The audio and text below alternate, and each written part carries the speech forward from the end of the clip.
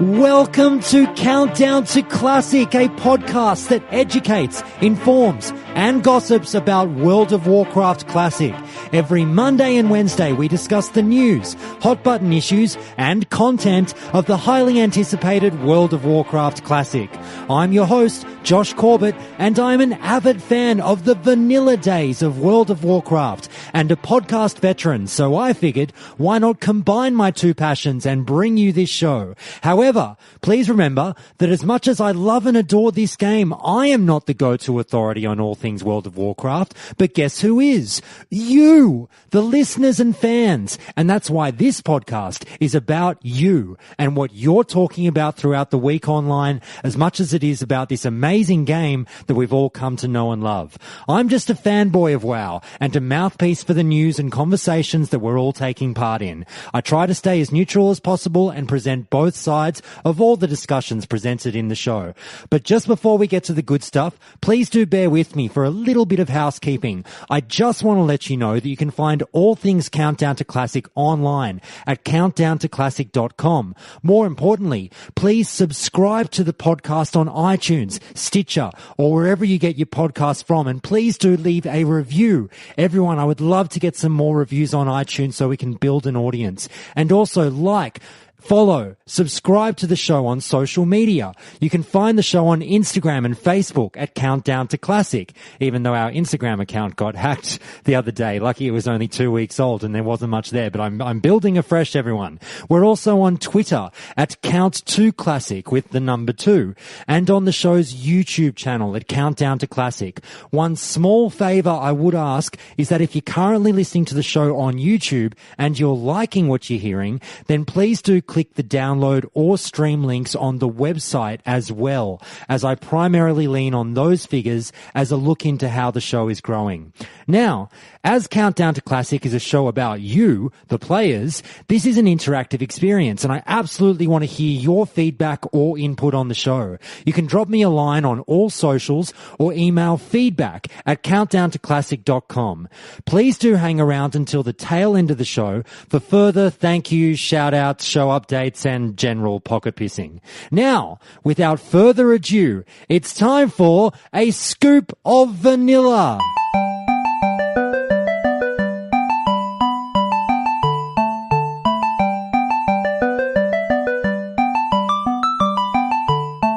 The Scarlet Monastery is one of 4 strongholds in the world belonging to the fanatical Scarlet Crusade, a religious organization dedicated to the eradication of the undead. The other strongholds held by the Scarlet Crusade are the Scarlet Bastion, found within the ruins of Stratholme, the northernmost and formerly second most populous city of the Kingdom of Lordaeron, now the Scourge's capital in Lordaeron after the events of Warcraft 3. The town of Hearthglen, a town in the northern area of the former Kingdom of Lordaeron, located north of Underhull, in an area now known as the Western Plaguelands. And the town of Tyr's Hand, which I looked up, and as far as I'm concerned, it's totally pronounced Tyr's Hand, not Tyre's Hand. I'm not sure if anyone was even arguing for Tyre's Hand, but I think I've settled the argument, so consider it settled. I'm a bit of a stickler for pronunciation, everyone, and I can't wait until we get to my Maiev Shadow Song episode. It's not Maiev, please. Can't wait until I accidentally now refer to her as Maiev in a future episode. Anyway, Tyr's Hand is a fortified city located in the southeast of the Eastern Plaguelands, with a population of about 9,000 inhabitants. Tyr's Hand is the only major human settlement left in this part of Lordaeron, not counting Light's Hope Chapel, the Argent Dawn's base of operations in the Eastern Plaguelands, the Argent Dawn being a lawful organization focused on protecting Azeroth from agencies that seek to destroy it. Tyr's Hand is manned by an army of Scarlet Crusaders and is relatively untouched by the undead plague, I should say. Now, from Blizzard's official World Dungeons site, we get the following description of the Scarlet Monastery. The monastery was once a proud bastion of Lordaeron's priesthood, a centre for learning and enlightenment. With the rise of the undead scourge during the Third War, the peaceful monastery was converted into a stronghold of the fanatical Scarlet Crusade. The Crusaders are intolerant of all non-human races, regardless of alliance or affiliation. They believe that any and all outsiders are potential carriers of the undead plague and must be destroyed.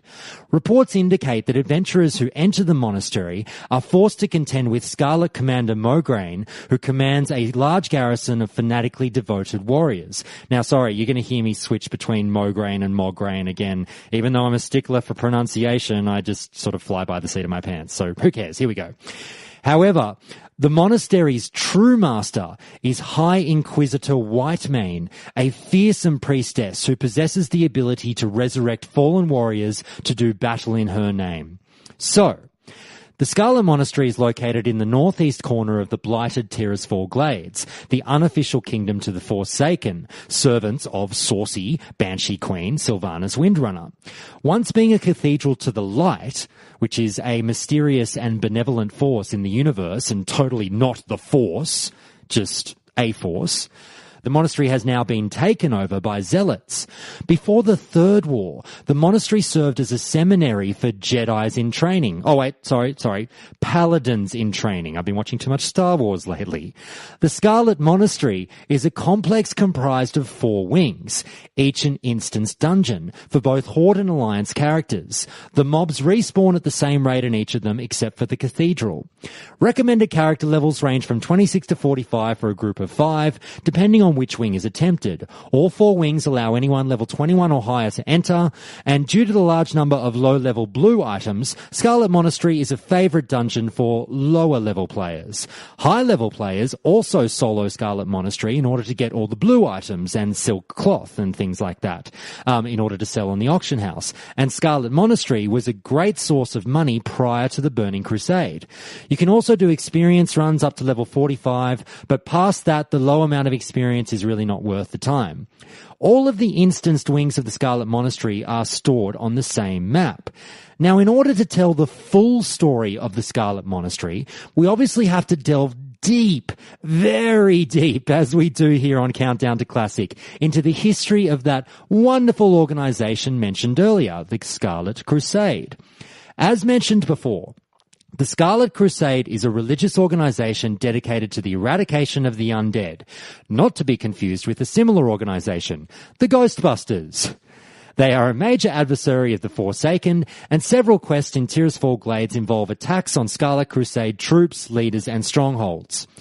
The Scarlet Crusade maintains several bastions throughout the former lands of Lordaeron, namely the Scarlet Monastery, Hearthglen, Tearshound, and the fortified Cathedral of Stratholme, which we mentioned earlier, all of those ones, and several smaller camps and watchtowers spread throughout the area.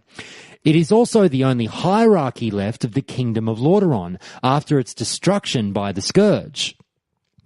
Formerly a just group of warriors dedicated to the destruction of all undead, Egon, Ray, Winston, and Peter now stand as a prime example. Oh shit, that's right. They're not the Ghostbusters. Got it. Sorry. Moving on. The Crusade now stands as a prime example of what happens when mad zealots take over a good cause. Shout out to the Catholic Church while we're at it. Zing. The Crusade's members are mostly soldiers. Many are Knights of the Silver Hand, who saw such devastation wrought by the Scourge that they resort to extreme measures to destroy the undead. After the disbanding of their brotherhood and the culling of Stratholme, many Knights of the Silver Hand remained in Lordaeron for reasons ranging from missing the fleeing boats to a sense of duty to clear their homeland of the undead. Why didn't you go home to raise your 9 kids, Matt? Oh, shit, I totally missed that last boat by 1 minute. Sorry, honey, looks like you're on your own raising the brood. Anyway, in the Western Plague Lands, the Scarlet Crusade strikes against the Scourge from Hearthglen. They hunt the undead in Lordaeron with a frightening zeal. They also commonly attack the living who wander too close to their holdings. Hey, I'm walking here. What's with the swords and the stabbing? These paladins have a frightening policy. When in doubt, assume the worst. They hadn't come up with the tagline as snazzy as "if the glove doesn't fit, you must acquit" just yet, so that one would have to stick for now. Many innocent mortals have been killed through misunderstandings or simply for good measure. Those who question their leaders or policies are assumed to be undead sympathizers and are slain. Now, I don't want to say cults, but cults? While the Alliance is in agreement that the Scourge needs to be eradicated from Lordaeron so they can return home, few Alliance members would agree with the methods used by the Scarlet Crusade. They are the natural enemies of the Scourge and the Forsaken, but they have made themselves the enemy of any who cannot quickly and definitively prove their mortality. No, please don't kill me. I'm totally human. Wait. I'll prove it. See, I'm crying. These are real tears. Taste my human tears. Taste them. Despite its successes, the Crusade is a powerful force in the Eastern Kingdoms, having already destroyed several undead encampments in Lordaeron and defeated a number of dangerous leeches as well as the Dreadlord Beltheris, who was slain by Paladin Holia Sunshield, who also died during the Heroic Act. So I guess you'd kind of call that a draw. The Scarlet Crusade sees no difference between the Forsaken and the Scourge and battle the Forsaken zealously. They distrust any non-human races, although there were once other races amongst them, such as the High Elves and the Dwarves, in their ranks, that is. They may, however, end up alone on the continent, or, more likely, die trying. But how did they come to be, Josh, you might well be asking? And I'm glad you asked, because otherwise the podcast would have to end here. But I've got heaps more, so listen up. Here we go. The history of the formation of the Scarlet Crusade. So, after OG Lord Uther the Lightbringer, the first paladin of the Knights of the Silver Hand, who led his order in battle against the Horde during the Second War, was betrayed and killed by his former apprentice Arthas Menethil, Crown Prince of Lordaeron and Knight of the Silver Hand, the Knights of the Silver Hand were devastated by the Scourge's undead armies. A man named Isilian, a former priest of the Holy Light in Lordaeron, was assigned to be the liaison for the Knights of the Silver Hand. There he worked closely with the elder High General Abendus, the father of Brigitte Abendus, another eventual founder of the Scarlet Crusade, but we'll get there.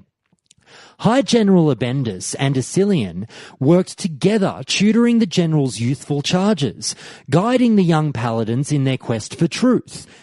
In time, however, the Scourge laid full assault to Lordaeron, and the priests and paladins fought together to protect the city, but they wound up fleeing as Lordaeron fell around them. It doesn't quite have the same ring to it. Lordaeron bridge is falling down. Nah, it's not quite the same. Anyway, some whisper it was the wounds both men received in battle, or perhaps just the shock of seeing their whole purpose destroyed. But since that day, both Isilian and Abendus had become quite insane. The drugs and the booze probably didn't help as well. However, Isilian and Abendus wandered the area as the Scourge defiled the land, destroying what undead they could. They were destroying what undead they could and gathered what warriors would join them. They had but one concern, and one concern alone: the eradication of all that had destroyed Lordaeron. Among the group of high-ranking officers they conscripted were Reno Mograine, the older son of High Lord Alexandros Mograine, Talon Fordring, the son of Tyrion Fordring, and Sidan Dathrahan. It was this group of ne'er-do-wells who have been said to have helped found the Scarlet Crusade, establishing themselves as an order of knights focused on the singular goal of defeating the Scourge in all its forms. Talon Fordring, one of Isilian's protégés, adored his tutor and his general. He offered his family's keep and land, untouched by the undead, for their base of operations. This keep was Martenhold Keep, the fortress keep of the town of Hearthglen in the Western Plaguelands. See, the dots are slowly starting to connect. The Crusade gained members whose lives have been ruined by the scourge. Most members have seen a loved one die, and more often than not, be raised to fight alongside their murderer. So, what was the interview process here? Yeah. Those there skeletons done killed my pa. You're in, buddy. All right, go over there with the others. Isilian became the spokesman for the group, his ravings gaining more followers than repelling them. And who could argue with the man that the undead were evil? Not long after its formation, the Crusade attempted to strike against the Scourge base in Northrend, the northern icy continent of the world of Azeroth, and the source of the evil Scourge, building a fleet specifically for that purpose. The attempt failed, although the Crusaders reached as far as the mouth of Ice Crown Glacier.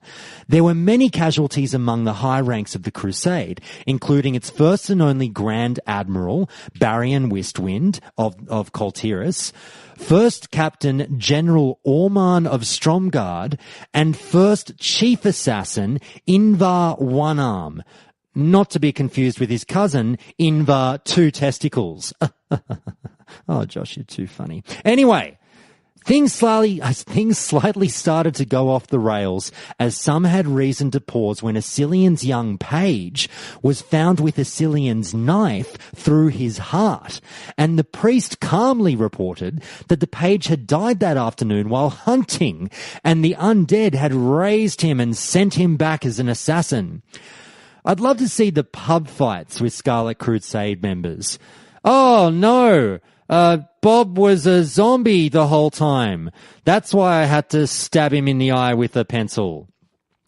When recounting the tale, Isilian was so convincing that the incident cemented the fear for most.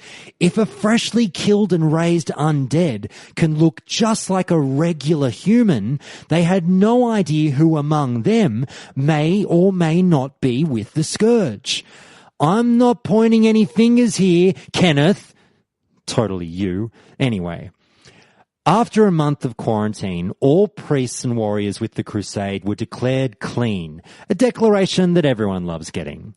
Isilian took on the title of Grand Inquisitor and took control of the Western Crusade, while the elder Abendus led the majority of the forces to Tyr's Hand in the east to strike at Stratholme, however you say it, you know what I mean.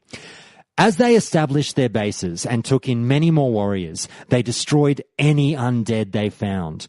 However, frequently, groups of refugees fleeing the undead also fell beneath the Crusade's furious swords.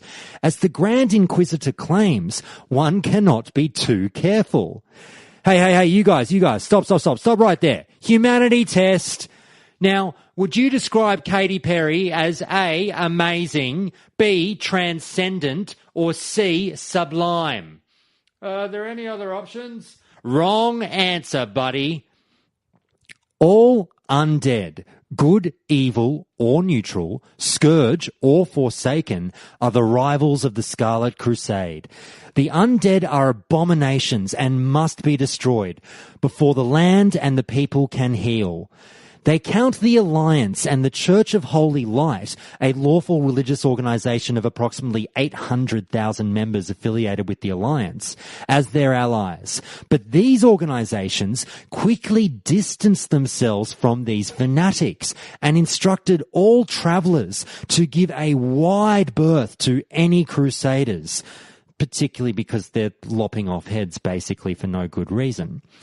The Elder Abendus and Isilian felt that although they had a good base, they really needed to attack the Scourge where they were in the thickest numbers, in the Eastern Plaguelands. During an assault on Stratholme, however, High General Abendus was mortally wounded by the undead, and he just died in his daughter's arms. It must have been something she said. Sorry, just any excuse to sing Cutting Crew. Anyway, worse still, Side and Dathrahan became separated and lost during the assault. They were overjoyed when he finally reappeared, but none of them could have imagined the truth, that during his absence he had been captured, killed, and finally possessed by the Dreadlord Balnazar. Now, Balnazar was one of the three Dreadlords / Nathrazim, whatever you want to call them, siblings, his bros being Varamathras and Detharok, who were left behind in Lordaeron to oversee the demonic conquest of that land. Now, it was Balnazar who had possessed the corpse of Sidon Dathrahan, who was one of the first Knights of the Silver Hand and, as we established earlier, one of the founding members of the Scarlet Crusade. So, Balnazar began manipulating the organization to serve his own ends in the guise of Sidon Dathrahan. I can only presume Balnazar did so because people totally would have been asking questions as to why the hell the other members of the Crusade were walking around with a Dreadlord.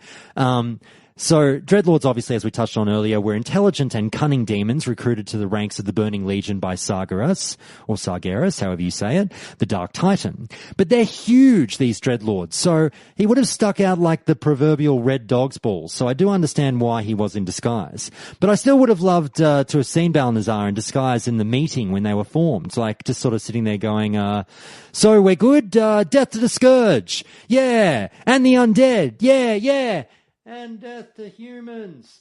Who keeps saying that? It was him. Let's get him, fellas. Anyway, Simpsons gags are always in, guys. You know the deal. However, Balnazar needed to remove a serious threat to himself, Alexandros Mograine, and the Ashbringer, a powerful sword named for its ability to slaughter the undead and leave nothing but ash in its wake. As Sidon Dathrahan, he started talking a lot with Alexandros' son, Renaud, remember, not the car company, the guy, playing on his desire for approval and recognition until he eventually managed to convince him to betray his father. Renaud led his father and High Inquisitor Fairbanks into Stratholme, where they were set upon by the Scourge. Though Alexandros fought bravely and many undead fell before his blade, he eventually dropped the Ashbringer, which Renaud used to stab his father through the back before fleeing.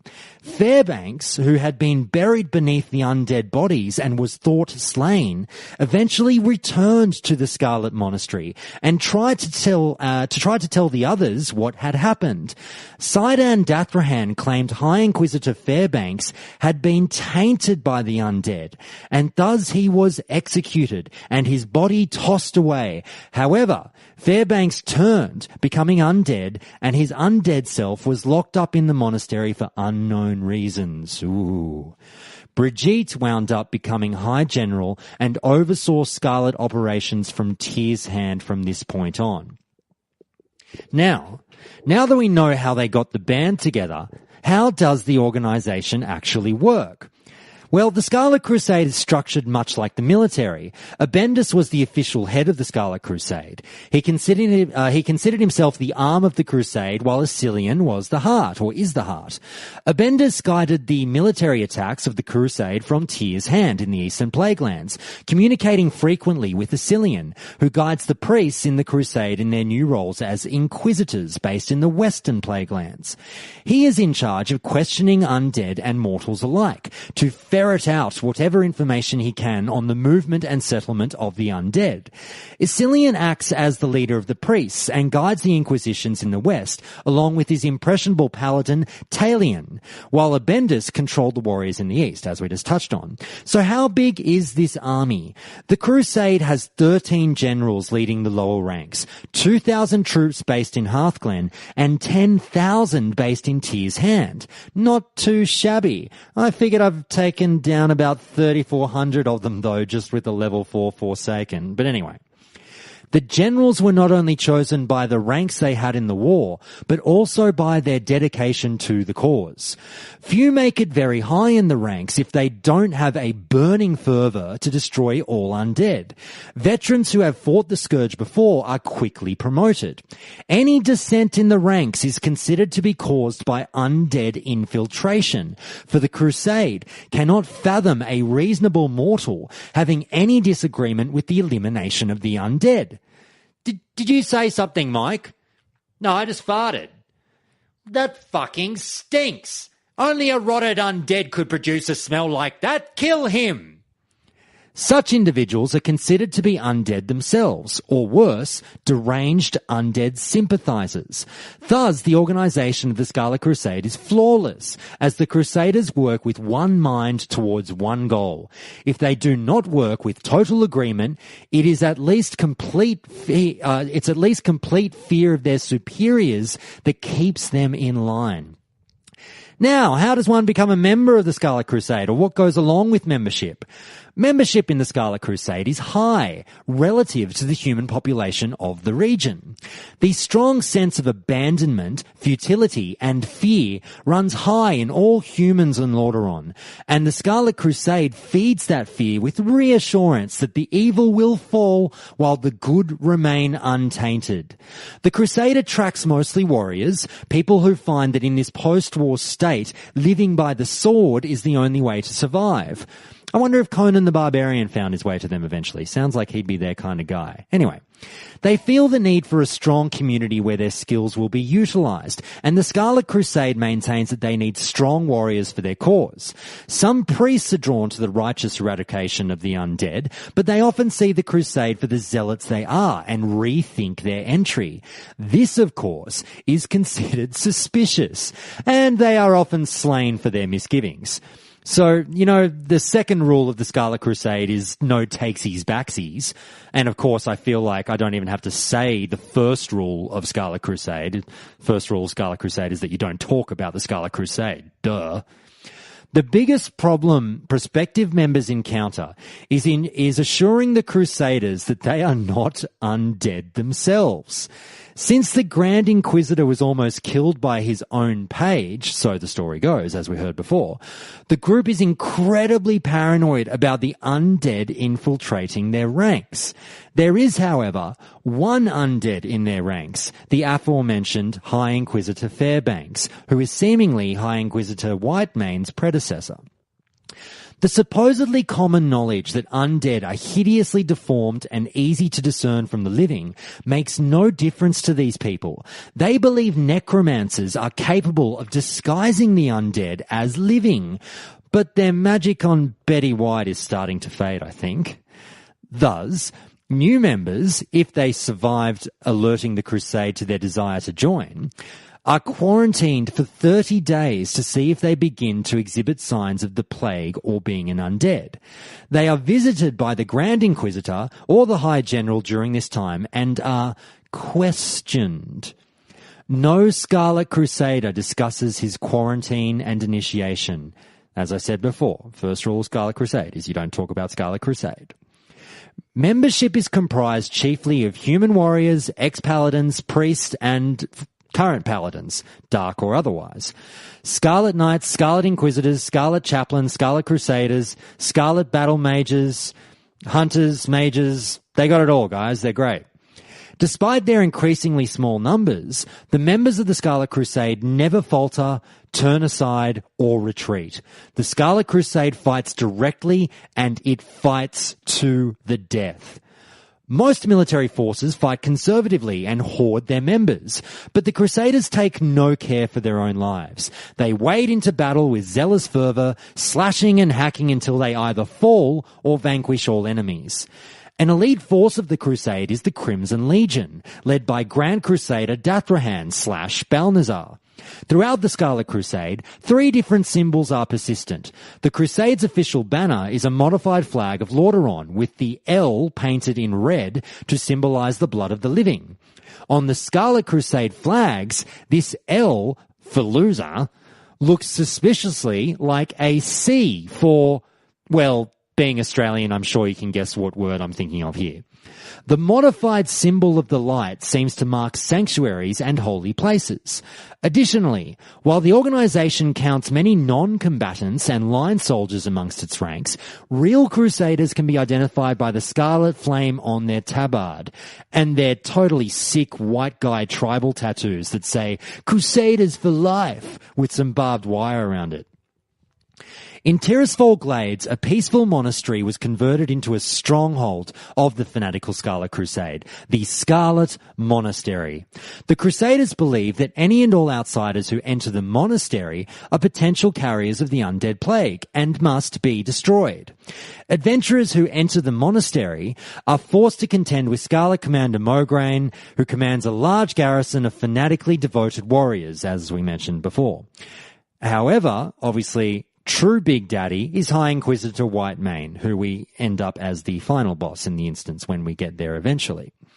Now, High Inquisitor Whitemane possesses the ability to resurrect fallen warriors to do battle in her name, as we mentioned earlier, and controversially is on an equal pay packet to Scarlet Commander Mograine due to an insane Azerothian glass ceilings.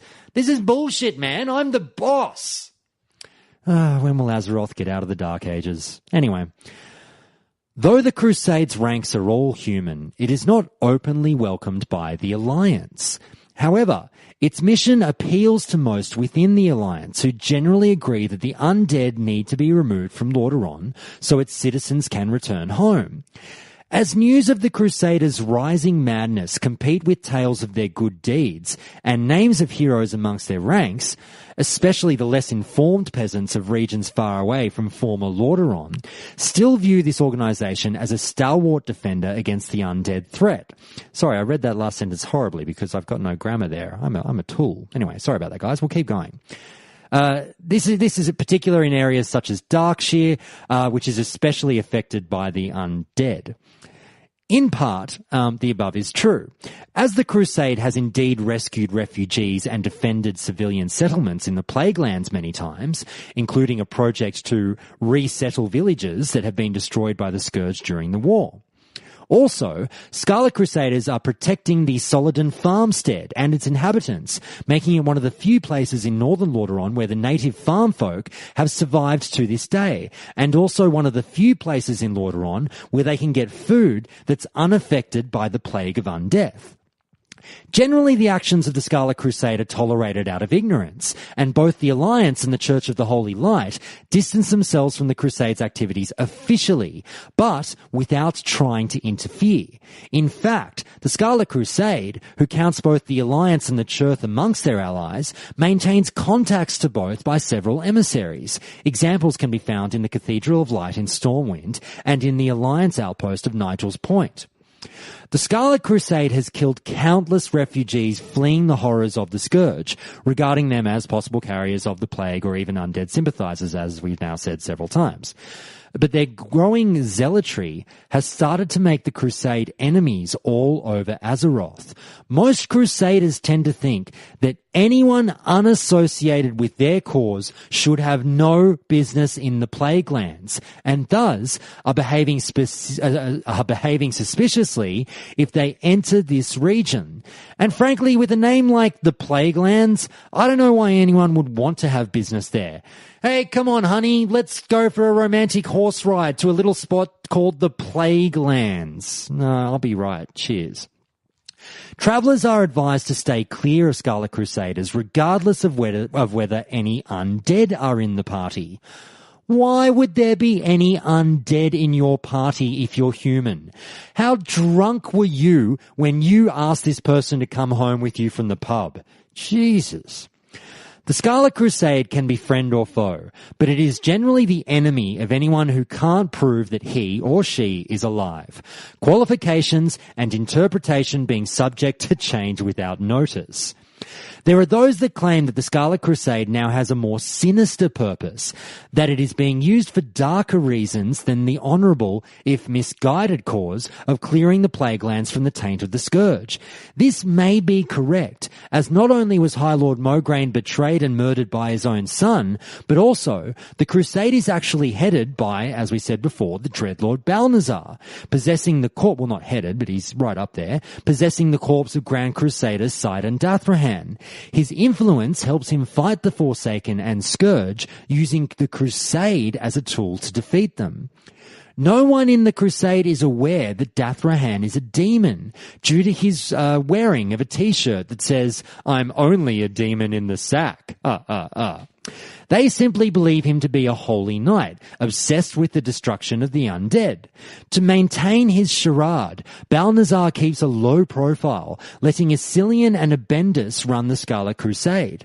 His agents actively recruit new members for the Crusade, and his ranks grow steadily. Should anyone find out his true nature, however, the Scarlet Crusade could potentially fall apart overnight, and the undead would become the only power in the Plague Lands. However, it seems that Abendus has started to suspect him being more than a human, perhaps after investigating the merits of the demon in the sack t-shirt. Some Crusaders who have begun sensing the corruption within the Crusade have left the ranks of the Order to found the Argent Dawn. These warriors are generally regarded as traitors by the Scarlet Crusade, especially since the Argent Dawn also counts Forsaken amongst its ranks. But Kel'Thuzad's recent assault on Azeroth has forced the two organizations into a reluctant alliance with each other. Obviously, that's a Naxxramas reference, everyone. If you haven't heard my take on Naxxramas, please do go back and listen to my former episode going all about Naxxramas. Now, let's talk about the actual instance.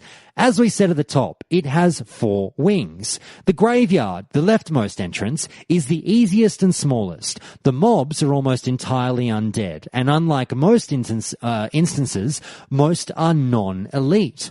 The graveyard is intended for players between level 26 and 36, and can be done even without a full group, sometimes with 3 or 4 people.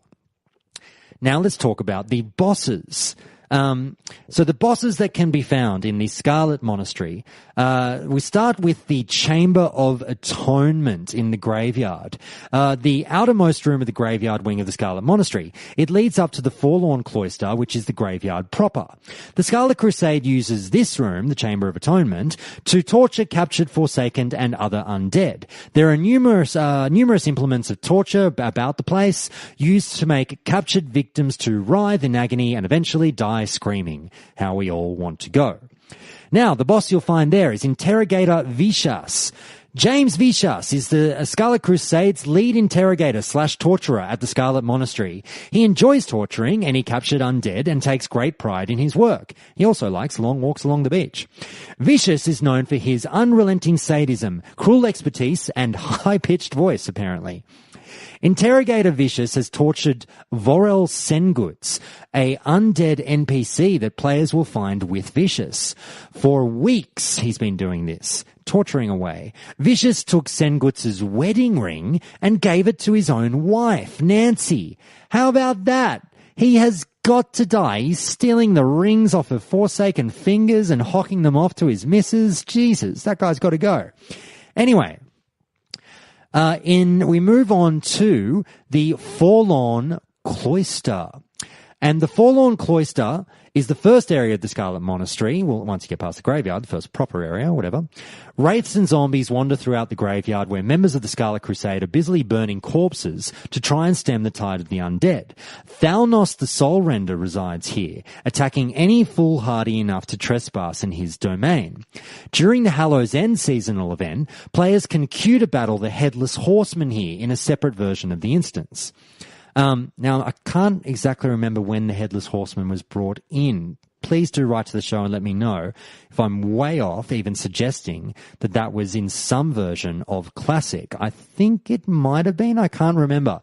But I'm reading off of a wiki, and I'm not sure if it's been updated, obviously, post expansions and all that jazz. So please do let me know, guys. If I get anything wrong during this read-through, angrily write to the show. Feel free to and say, Josh, you idiot, you got this wrong, and I'll correct it at some point. Anyway, in this particular area, we get a few rare mobs. We get Azshir the Sleepless, a level 31 elite rare spawn. We get the Fallen Champion, another level 31 a rare elite spawn. The Fallen Champion was once a holy paladin of the Scarlet Monastery. The Fallen Champion was a Scarlet Champion, slain and then raised as a servant of the Lich King. He roams the graveyard, still wielding the armor and weapons that he did in life. But because the undead cannot use the power of the holy light, he's reverted to a warrior. The other level 31 elite rare spawn is Iron Spine. And then obviously on top of that, you get the Headless Horseman, which we just mentioned earlier. Now, during Hallow's End, the Headless Horseman is a summoned elite boss, spawned in the Pumpkin Shrine in the middle of the graveyard. In the middle of the Forlorn Cloister in the graveyard. Additionally, the Headless Horseman's Shade attacks Horde and Alliance villages at various times throughout the Hallow's End event. The Horseman was once a Knight of the Silver Hand, but now is cursed. He is of the belief that he is alive, while those who face him are dead. When defeated, he's revealed as Sir Thomas Thompson. Now, Mr. Thompson, when I stamp your foot... Anyway, you get it. Simpsons fans, laugh. You get it. The next area is Honor's Tomb. Honor's Tomb is the last area of the Scarlet Monastery's graveyard wing. It lies at the end of the Forlorn Cloister and is full of restless wraiths and zombies in the lowest level of the tomb. Blood Mage Thalnos awaits the foolhardy who come after him. Now, Blood Mage Thalnos, a level 31 elite skeleton mini-boss, once found in the graveyard of the... Oops, sorry, I've mucked that up. Well, in Classic, he was found in the graveyard area, just below the staircase at the far end of the graveyard itself. Although he lacked any distinguishing mortal features, judging from his title, it was assumed that Thalnos was once a Blood Elf mage prior to his undeath. Next, we move on to the library. The library is for players between level 29 and 39 and requires 5 people to complete at this level range. The armory also requires 5 people, although 4 can probably down Herod, and is intended for players between level 32 and 42. It also... the armory. Forget that. I'm talking about the armory. I'm jumping the gun here, guys. Where are we here? Now, we go to the Huntsman's Cloister. The Huntsman's Cloister is the outermost area of the Scarlet Monastery's library wing. It is the location of Houndmaster Loxy, as well as numerous lesser members of the Scarlet Crusade. The cloister leads on into the gallery of treasures. Now, Houndmaster Loxy, a level 34 elite human mini-boss. Houndmaster Loxy is one of the 4 leaders of the Scarlet Monastery, and captain in charge of training the hounds which the Scarlet Crusade use to track down their enemies. Loxy commands the loyalty of fearsome hyenas that can tear their victims apart limb by limb within minutes. Sounds lovely. He is apparently the brother of Huntsman Leopold, a Scarlet emissary sent to Light's Hope Chapel as part of the Scarlet Crusade's reluctant alliance with the Argent Dawn. When speaking to him, Leopold is of the opinion that Loxy can't even take care of his own hounds, let alone represent the Crusade, which is why Leopold was sent as an emissary instead of Loxy. The Gallery of Treasures is the second area of the library wing. It lies beyond the Huntsman's Cloister and is full of members of the Scarlet Crusade. There's a lot of them here. Numerous paintings and artifacts line the halls, and small chambers containing books and other works of art dot the passageway. The gallery leads on into the Athenaeum. I hope I'm saying that correctly. Maybe the Athenaeum. How about we go with that? I'll go with choice number 2. The Athenaeum is the innermost area of the Scarlet Monastery's library wing and is what gives the wing its name. It lies beyond the Gallery of Treasures and is full of members of the Scarlet Crusade. Once again, funny that there's a lot of members of the Scarlet Crusade inside the Scarlet Monastery. The shelves are filled with books of varied content, and the dungeon's most powerful mage, Arcanist Doan, awaits foolhardy adventurers in the last chamber. Why do they keep calling us foolhardy? Are we that foolhardy just for stepping in to kick some ass? Anyway, Arcanist Doan. He's a level 35 elite and is the keeper of the monastery's library, a guardian of the arcane that the Scarlet Crusade is rumoured to distrust. Yet, he is indeed a trusted official of the Crusade, he's trusted in that he's high up there, but apparently distrusted at the same time. I don't know who to believe. Anyway, he keeps a vital key, the Scarlet Key, that grants access to Scarlet operations across the Plaguelands. Arcanist Doan believes that arcane magic is the only way to rid Lordaeron of the Scourge. Before joining the Scarlet Crusade, he was presumably a member of the Knights of the Silver Hand, in much the same position, as he can be seen during the meeting of Commander Mograine, the two paladins, Tyrion Fordring and Lady Abendis, and the two priests, Fairbanks and Asilian, in the old Hillsbrad instance of the Caverns of Time, wearing the same tabard, or tabard, whatever, I'd chop and change, as the other members of Mograine's circle of trusted friends. As evidenced by the silver coin he has thrown into Dalaran's fountain, Doan has a crush on Abendis. He may be related to Felicia Doan, an Undercity trades good vendor, but this is only because of the name similarity. We now move on to the Armory. The second entrance from the right, it requires either the Scarlet Key from the library or some other method of unlocking to enter. Like the library, it starts with a cloister. The armory requires 5 people, although 4 can probably down Herod, as I started reading before when I mucked up, and is intended for players between level 35 and 37. Lots of humanoid guards block the way, once again, fancy that, block the way to Herod, the main boss, or Herod. I'm doing a fantastic job of just pronouncing everything differently every time I say it. God, the podcast with consistency, guys. Herod is the main boss and Scarlet Champion. Any mistake in this area may cause the party to pull too many mobs and die. No shit, we've all been there. Herod's locked chamber can be opened the same ways as the front door. Once inside, you'll fight him and him alone. The battle is not over though once done, as after you down him, about 30 trainees spawn outside the room, run in and swarm you. The training grounds is the first area. Oops, sorry, wait. I think that's going to be expansion stuff that I'm reading. I'll just dust over that. How about this? Let's talk about Herod. You know the armory. That's all good. Herod, a level 37 elite human boss. He is one of the 4 Scarlet Crusade leaders in the Scarlet Monastery. It is known that both Riley the Devout in the Hillsbrad foothills and Varamathras in the Undercity are determined to eliminate the leadership of the Scarlet Monastery, albeit for different reasons. The cathedral is definitely... we'll move on to the cathedral. How about that?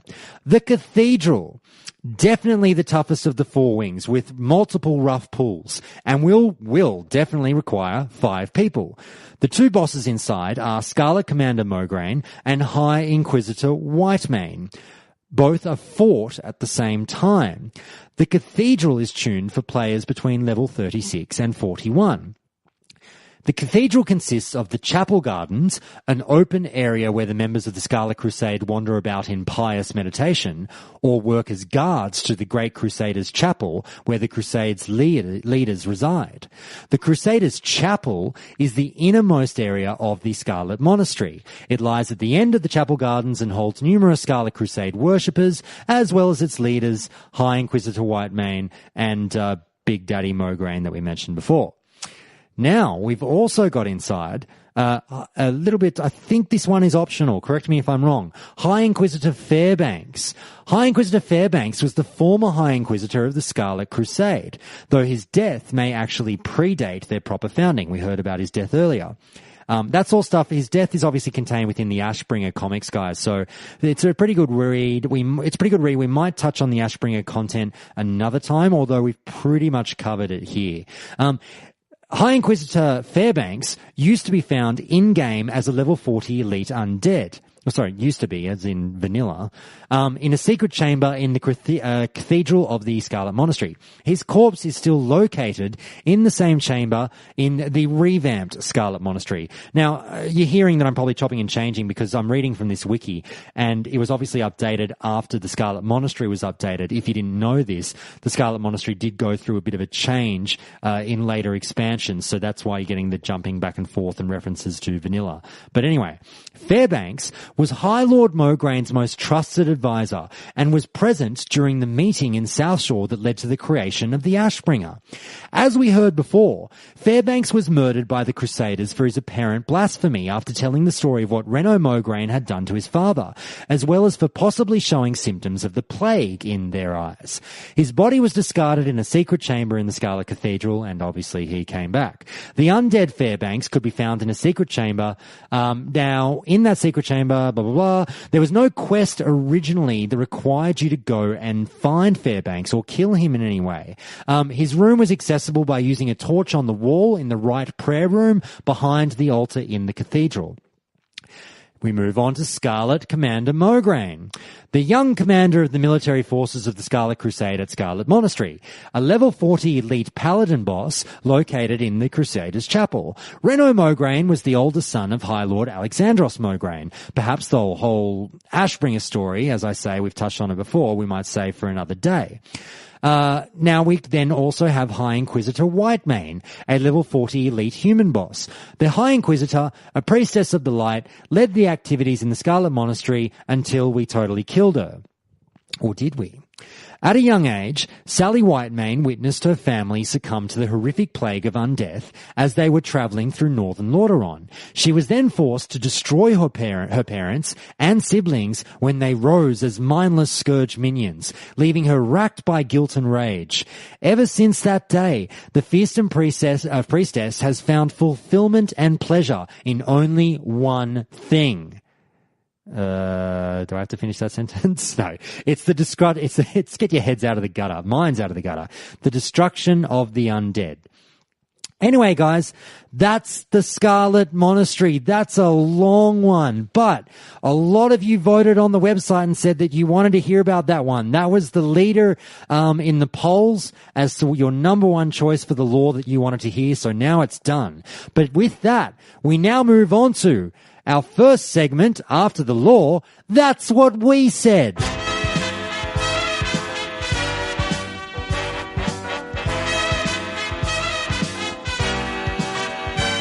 Each Wednesday episode, guys, we go through a few forum postings in regards to the content that we've just discussed. What were some of the things that we, the players, were talking about in regards to the Scarlet Monastery at the time? Now, there's 3 topics that I want to go through quickly here, and the first post that I bring you is from a user called Latherfowl. I think we may have heard from them before, who's on the WoW Classic official forums. And Latherfowl has the following to say. Scarlet Monastery was the only revamp that was better. Scarlet Monastery was not very well laid out, though it was smack in the middle of the leveling/gearing flow, so people ran it continuously for materials and gold and whatnot. The rest, I thought the originals were better, mostly. The reason I bring up this post is that it raises the topic of the change that Scarlet Monastery saw that I alluded to earlier. Now, later on in the game, when expansions started coming through, Blizzard saw fit to quite to take a bit of a hatchet job to some of the older, more beloved instances, and Scarlet Monastery was one of them. Now, some people love the old Scarlet Monastery, the majority, I think. Some people, though, do like the new Scarlet Monastery. Both come with their pros and cons. Now, I think it's pretty obvious which version we're going to get in World of Warcraft Classic, but just for shits and gigs, let's talk about the differences and the benefits, and what would you think about the new Scarlet Monastery being put in World of Warcraft Classic? I can hear the heart attacks that 95% of you just had. Just relax, guys. We're just doing hypotheticals. It's all in a bit of fun. No changes! No changes! Yes, back off, guys, I know. So anyway, this poster preferred going up against bosses like Arms Master Harlan, Flame Weaver Kogla, and some of the new bosses that we got in the new Scarlet Monastery, and the massive loot tables that came with the bosses. I looked it up just before. I wasn't quite aware of this. Holy shit, did these guys have some loot. Compared to what we got in Vanilla, when I think like all the bosses in Scarlet Monastery in Vanilla had like 2 or 3 drops, maybe. All of the new bosses have like fucking 8 to 10 drops. It's quite funny when you compare those loot tables side by side. But anyway, Some people do like the loot that comes with the new version, the massive options and the hope that one can have when you down the boss and rub your hands together and go, ooh, I wonder what I'm going to get. And you know that there's more options to choose from outside of the 2 or 3 items that might get dropped, and know that there's nothing for your class in the vanilla version. Anyway, write to the show. Tell me what you think about this. The next post goes against that. This is from a user called Godric Holt on Reddit, who says the following: I much prefer the classic one. Always another dungeon to look forward to at different level requirements. With all my male characters, I farmed Armory and the Cathedral for the Scarlet set, and the original Ravager was so much fun to use as a weapon. As usual with classic dungeons, you always had to be careful with your pulls. Cathedral was dangerous like that, and really could cause massive group rage. The Pandaria revamp does not amaze me much. It might look nicer, but the danger and overall feel of the dungeon is completely gone, at least for me. I do enjoy that counterpoint from Godric Holt, and they basically say that they prefer the old school strategy that came with vanilla Scarlet Monastery. Crowd control came more into play. Rogues running around trying to sap people. Polymorph coming into play. You had to be careful not to pull too much and overplay your hand, lest you run around with 40 of those bloody zealots on your back. And there were, as I mentioned through the lore breakdown, so many mobs running around this area that you did kind of have to be a little bit careful. Some people really yearned for that slow down turtle's pace, go through the instance, plan, attack, regroup, do it all again. I personally am one of those people. I really got a kick out of the small victories that we got through every slow classic instance. I cheered a little inside on every pull when we downed it. Oh, we just got down 3 little elites. That's great. It felt like everything was not even like a mini boss, but just like a mini win. And I loved that. And I loved talking to people and thinking about things. It was like chess rather than checkers, some might say, the classic WoW dungeons versus the retail dungeons. Who knows? Right into the show. Tell me what you think. The second topic I want to bring up is raised by this post from He2 004F03 from the Classic WoW official forums. And this was in response to a thread titled, "What was your favorite dungeon in Classic?" And they say the following: Scarlet Monastery. The first and last time a warrior looks awesome while leveling because of all that sweet gear. Now, they raise a good point. Scarlet Monastery was often raised by people when they talk about what your favorite dungeon or instance of vanilla was. People really did have a great amount of love for this instance, and I just did a lot of trawling around through old forums in relation to Scarlet Monastery for this episode that you're hearing now, and the amount of love that this instance gets far, far, far outweighs any hate that it gets. I actually struggled to find much hate for the anger management section that you're going to hear coming up, guys. It was a bit of a deep dive for those ones. But anyway, it's a beloved instance, and I too cannot wait to get back there. Like I said, I loved the look and feel of this instance. I loved the slow pulling. I loved the drag. Like, it did take a few hours to get through, and I was fine with that if you wanted to take down multiple wings. But anyway, the other illusion here is the gear. I sort of sounded like I was poo-pooing on the gear before when I said that the Pandaria revamp gave us such a huge and upgraded loot table. But the old loot table was fantastic as well.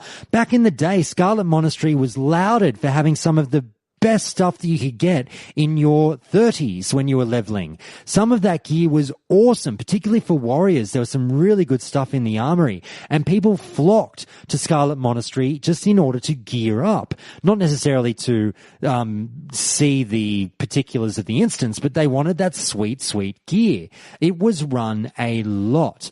And also, another thing that I love about Scarlet Monastery was it had that broad level range, 26 to 45. Now, granted, maybe in your lower 40s there wasn't as much reason to go there, but technically speaking, there was still things for you to do and see in from 40 to 45, or at the very least maybe you could help out some of your lower level guys. But that gear, the white-maned chapeau, the Ravager, Scarlet Leggings, Inquisitor's Shawl. There was a lot of really, really cool stuff with some pretty cool stats on them. But anyway, here's another post that talks about why Scarlet Monastery was this particular person's favorite instance, and their username was deleted, so apologies to them, I can't quote who they are, but here's the post. Scarlet Monastery and Defias Bandits have always been my favorite villains in WoW. None of this interstellar spaceship demon garbage from retail, just good old-fashioned bad guys. Now, score one for the lore here, guys, because the point this user is raising is they loved the story and drive of the bad guys contained within this instance. Real, human bad guys. It wasn't overly complicated. You just heard me talk about it for 45 minutes. They were a band of warriors who got together because they straight up didn't like the fact that some undead bad guys came through and took their land. That's their motivation. That's it. And they'll just do anything they can, kill undead or actual people in order to rid the land of the undead. It's not a complicated storyline. And people really liked the fact that they could just put a finger exactly on what these people were doing. Now, the lore of Warcraft can get somewhat convoluted at times. And we talk about things like the relationships between the Burning Legion, and you got your Dreadlords, your Scourge, your old gods, your new gods, your smelly gods. I mean, all that stuff can sort of intertwine a lot and make us scratch our heads and go, wait, hang on, who's good and who's bad again? But this is just a straight up easy story. And people identified with it and really liked it. I was one of them. The Scarlet Crusade were a lot of fun, and that's why I just spent an hour talking about them. But anyway, move on to the next and final point from That's What We Said. And this is from a user named Powder on the official Classic forums again, who says the following. I watched a video series about Vanilla Scarlet Monastery just to refresh my memory. First you had to go into the library wing and beat it to get the Scarlet Key. Then you had to go back out and use the key on the door to the armory, etc., till the end. While watching, I noticed every mob was pulled as a single, or a lock would have his succubus pet charm one if two came. It was very slow compared to the ramparts that I had just run on live, where the off-tank was killing stuff before the Death Knight could even get there. Now, the point that this user is raising is, again, the difference between retail instances and classic instances. As they've said, they went back for a bit of a refresher, watched some things on YouTube, and were kind of left stunned as to how slow things were going and the kind of strategy that was involved and people actually needing to pay attention and take their time. Now, we compare that to retail, and again, I don't do this to shit on the changes that have been made with retail. They've obviously been done for a reason, and there is a crowd, absolutely, for how instances are handled now in retail, but there's also a crowd for how they were handled in Classic. Now, the retail instances, some may say, are a little bit easier. You can rip through the content a little bit more freely without needing to pay as much attention to strategy. There is the argument I've seen online that, even though I again take this with a grain of salt because I don't play retail, I've only just gotten back into it this week. There is the argument that crowd control has kind of gone the way of the dodo, which would be a bit of a shame if that is as true as I've heard. But it raises the argument that if retail players want to come to Classic, and absolutely we hope you do, please, if you're a retail player and you've never played Vanilla, come and play with us. We would love to have you. Come one, come all. Let's build these numbers. But there's the argument that you might be in for a little bit of a rude surprise, unfortunately, if you think that Classic dungeons are anything like retail dungeons. They're not. They are a different kettle of fish, I can assure you that. But in saying that, it's nothing to be afraid of. It's just a slower jam. So let's see if you're into that, and we'll obviously be there to help you along the way. And I certainly hope many of you will be there to help me along the way, because as I've said before, I'm shit.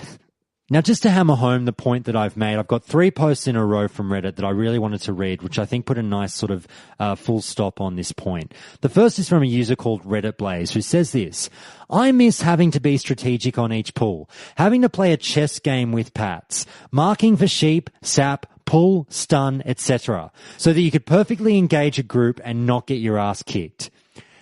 That was responded to by the user Out of Toilet Paper, which I now really want that username. Nowadays, trash pools come in predefined packs of mobs, with 1 or 2 different types of enemies with a weird tech that has to be CC'd or interrupted. And the final response from Mustard Sandwich says, I miss this too. I was the king of trapping with my hunter. This was way before trap launches or anything like that. I could keep a mob busy for days. And the full stop that those 3 users are kind of putting on this point is that there are a lot of people out there who like the slow strategy, they like the markings, and they like the very mild feeling of accomplishment after each pull of a group of mobs, just like me. And I think that's a nice thing to end on, because now we're going to be ramping things up as we head into anger management.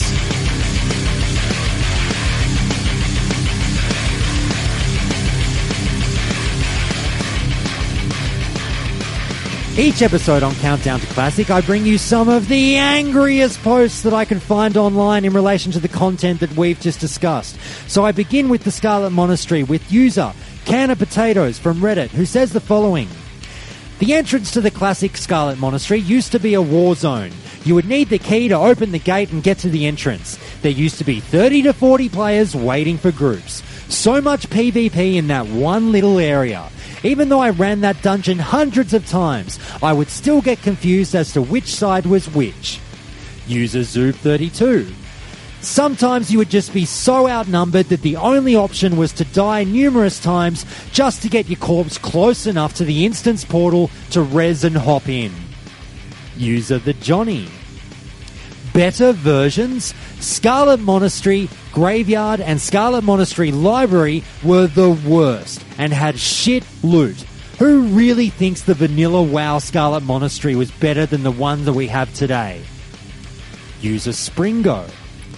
It took me literally 30 to 40 minutes just to get to the instance as Alliance, flying to Hillsbrad, swimming through the lake in Lordaeron, then a lot of time to clear thrash packs, and for some reason, I loved it. Moving through Horde territory had this level of fear that you're going to get ganked. User Liborg. I miss the classic versions too, but I do not miss the time it took to get there as a puny alliance with no flying implemented, or even a remotely close flight path. User Wiser. Those pre-level 40 mountless runs to Scarlet Monastery as Alliance were a thing of beauty and nightmares. I've got to read out the first post, but it's the reply that I want you to pay attention to. We moved to Wowhead, and someone asked the question, well, it was user Sruss1960, who asked the following. How do you get to the Scarlet Monastery in Tirisfal Glades? Can Alliance warriors take the Zeppelin from Gramgol Base Camp, or do you have to travel up through the Western Plaguelands? Is there another route? Now, it's the reply here that I want to focus on for anger management from a user called Eccentrica, who says the following. Alliance players don't have access to Zeppelins. They're for Horde players. Unless, of course, death appeals to you. I love it.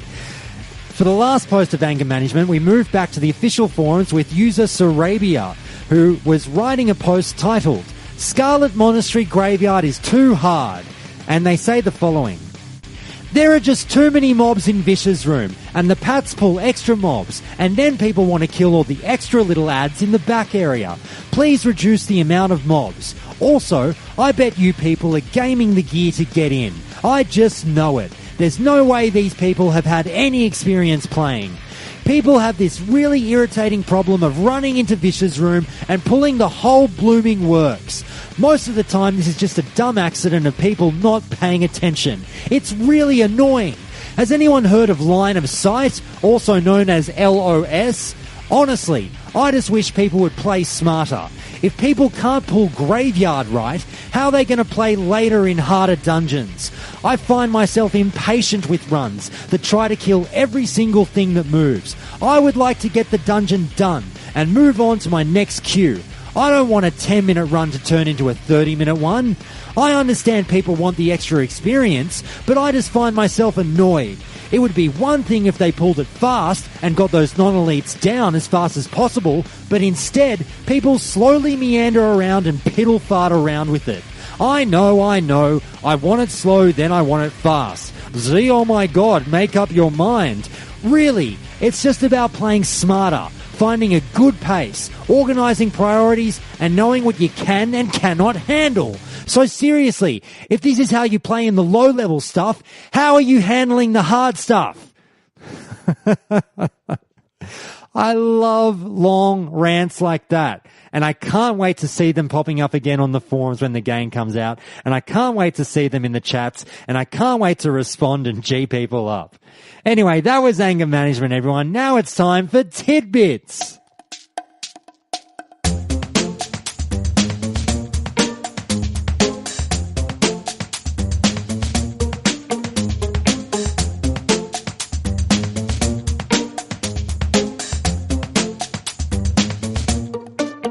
Every Wednesday, I come to you with a few tidbits of hopefully little-known pieces of information about the content that we've just discussed. So let's begin with the few pieces on the Scarlet Monastery.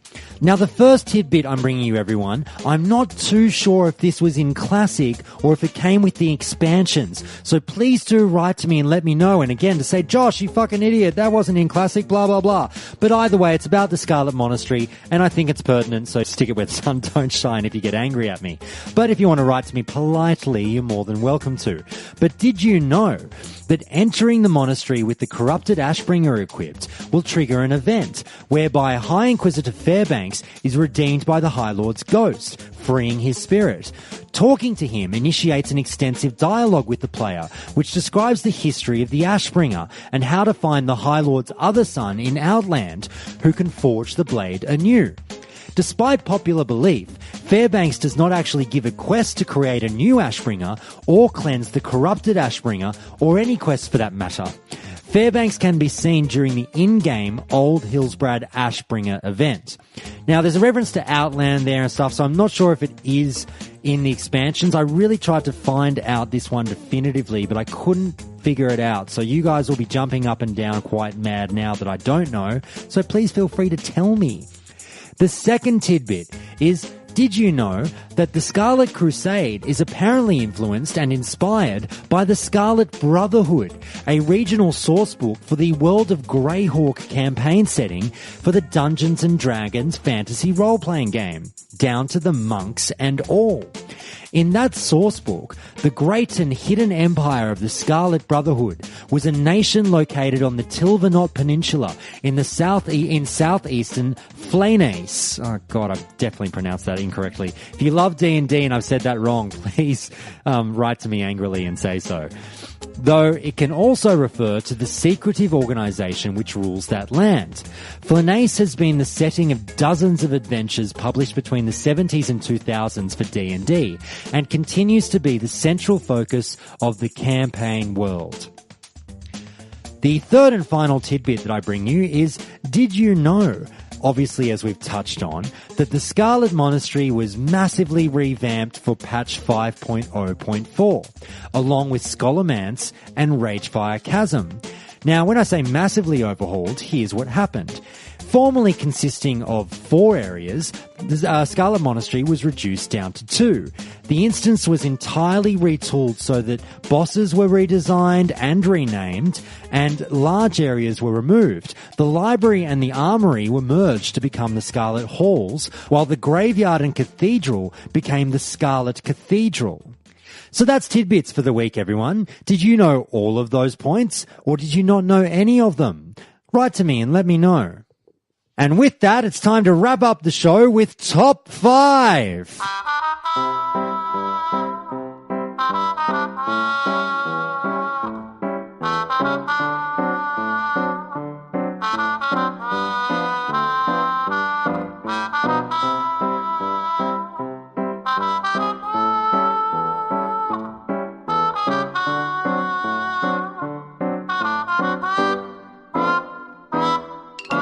Each Wednesday, I bring you a top 5 listing, a bit of a creative piece about the content that we've just been talking about. So today I bring you the top 5 things said in passing that would get you killed in the Scarlet Crusade.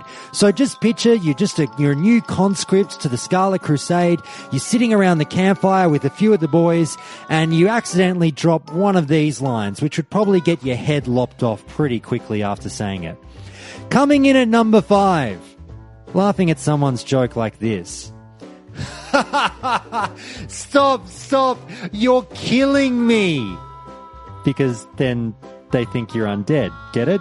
Oh God, there's more like that, trust me. Number 4, letting out a big yawn and saying, man, I am dead tired.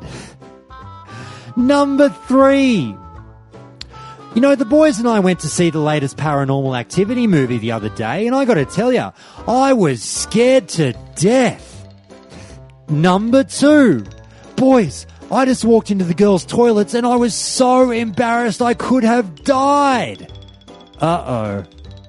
And now, the number 1 thing said in passing that would get you killed in the Scarlet Crusade, I'm gluten-free.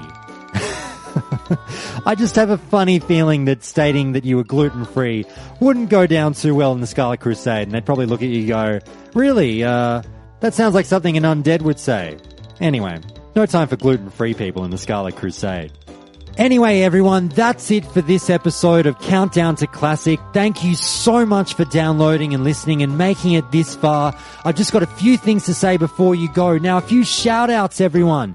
Shout out to Denmark, Florida, Tasmania, my boys down south. I love it. I see you all downloading the show. Thank you so much. Keep it coming. Also, I have to give a really big shout-out to Wolf, who's on Twitter handle Wolf, WULF _classic wow on Twitter. And I actually feel really bad because Wolf about 6 or 7 days ago sent me a zip file and I missed it. I completely missed it. And within that zip file, he'd sent me a video to put up on the YouTube channel to play while you listen to the podcasts on YouTube. And you might be watching that screen right now as you hear me speak. And that was to replace, I just had the logo up there before.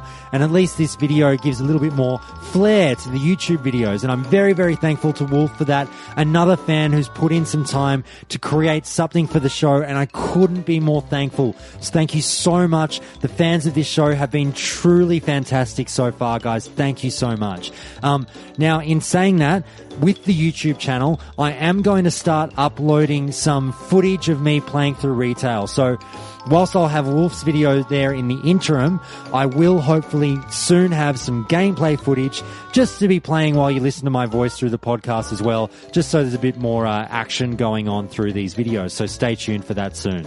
Now, also, everyone, I have started a Discord channel. I've started a Twitch account, and I'm going to be starting a Patreon account, and I'm going to be giving you some news about all of that in the very near future. So please do stay tuned for some news about hopefully jumping on a bit of a Countdown to Classic Discord channel where we can all get together and have a bit of a chat. You can jump on soon and watch me actually go through the retail version of the game and try to level up a character all the way through to Cap again and get back into the swing of things as I wet my whistle for Classic. And obviously Patreon. I've touched on this a few times, guys. I will be starting a Patreon account. There will be some extra content that you will be able to receive if you are interested in becoming a patron on Patreon. Now, that extra content that I'm alluding to, I've had some more content creators get back to me since I last spoke to you.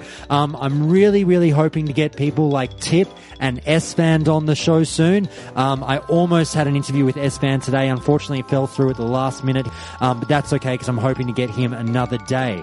Anyway, more details on that to come soon, everyone. For now, I've been Josh. Thanks so much for listening. Can't wait to see you next time. See you later.